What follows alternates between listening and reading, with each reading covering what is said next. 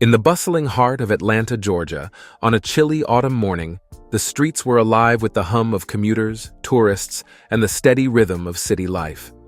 Near a popular downtown square, a frail figure sat on a worn blanket, clutching a faded military jacket. Her name was Margaret, a 62-year-old veteran who had seen better days. Once a proud soldier serving overseas, she now found herself invisible, reduced to a shadow among the skyscrapers.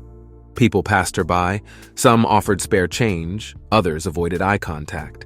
Margaret didn't expect much. She had learned that hope often led to disappointment. But today, her fate was about to change in a way no one could have foreseen. But before we dive into what happens next, I'd love to know, where are you tuning in from today? Drop a comment below. A motorcade approached, black SUVs gliding through the streets, followed by a sea of flashing lights. Curious onlookers paused, pulling out their phones. The procession came to an unexpected stop right in front of Margaret's makeshift spot. Murmurs spread through the crowd. The president was here. Donald Trump stepped out, flanked by Secret Service agents. His presence was commanding, drawing every eye in the square. But instead of heading toward the nearby conference center where he was scheduled to speak, he walked straight toward Margaret. The crowd's whispers grew louder. Why would the president approach a homeless woman? Margaret squinted up at the figure standing over her. His expression was unreadable. "Ma'am," he began, his voice softer than expected. "What's your name?" "Margaret," she replied, her voice steady despite the tremor in her hands. "Margaret, I'm told you served in the military." "Yes, sir. 3 tours in Afghanistan." Her gaze didn't waver. Life had taught her that dignity wasn't tied to circumstances. President Trump nodded, his eyes narrowing thoughtfully. "I want to hear your story right now." The crowd held its breath as Margaret recounted her journey.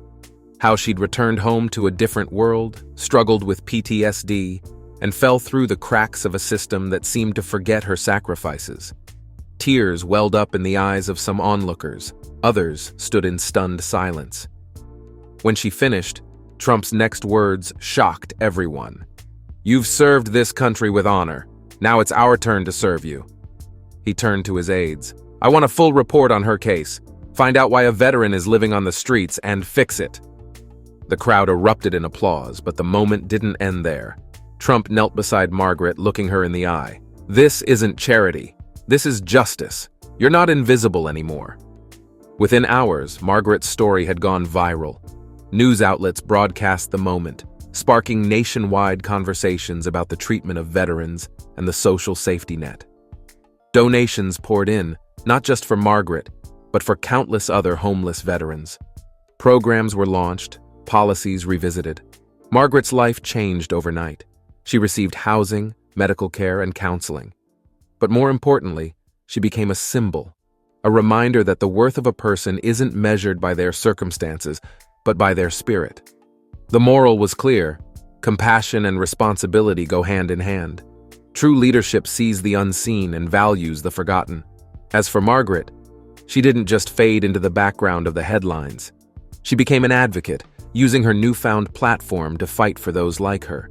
And every time she spoke, she reminded the world of a simple truth. Sometimes, the most profound changes start with seeing the invisible. In the weeks that followed, Margaret's transformation captivated the nation. Once a forgotten soul on the streets of Atlanta, she now stood as a beacon of resilience and hope. News outlets scrambled for interviews, but Margaret wasn't interested in fame. Her mission was clear: no veteran should be left behind. Invited to speak at the White House, Margaret took the stage in a crisp suit donated by a local veterans organization. The room, filled with dignitaries, military officials, and journalists, fell silent as she approached the podium. Her hands trembled slightly, not from fear, but from the weight of the moment. "I never imagined standing here," she began, her voice strong and steady. "I didn't fight for medals or recognition. I fought because I believed in this country. But when I came home, I realized that battles don't always end on the battlefield." The room hung on her every word. She spoke about the struggles veterans faced: mental health crises, unemployment, the long, lonely road of reintegration. She didn't shy away from hard truths, addressing bureaucratic failures and societal neglect. Her story wasn't just hers, it was the story of thousands. President Trump, seated in the front row, listened intently.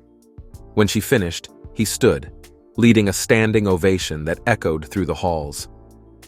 But Margaret wasn't done. She approached him directly.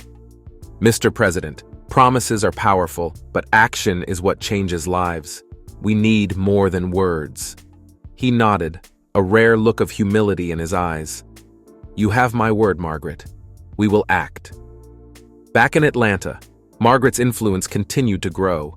She partnered with local organizations to establish shelters specifically for homeless veterans, ensuring they had access to counseling, job training, and medical care.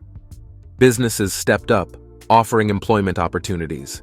The Margaret Initiative, as it was called, spread across the country, fueled by the collective desire to right a wrong too long ignored. Margaret herself became a familiar face on Capitol Hill. She wasn't a politician, but she didn't need to be. Her presence commanded respect. Lawmakers from both sides listened, knowing they couldn't dismiss her. She had seen the forgotten corners of the nation, and she wasn't leaving without results. One evening, months later, Margaret returned to the square where it all began.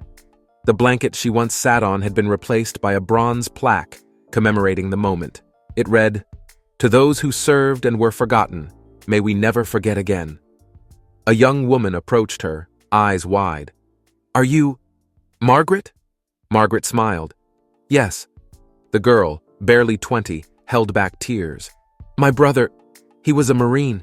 He struggled when he came home. You gave us hope." Margaret placed a hand on her shoulder. "He's not alone, and neither are you." As she walked away, the city lights shimmered, reflecting a world that had started to change. One story, one person at a time. Margaret's journey wasn't over, but now she knew she wasn't walking it alone, and neither was anyone else.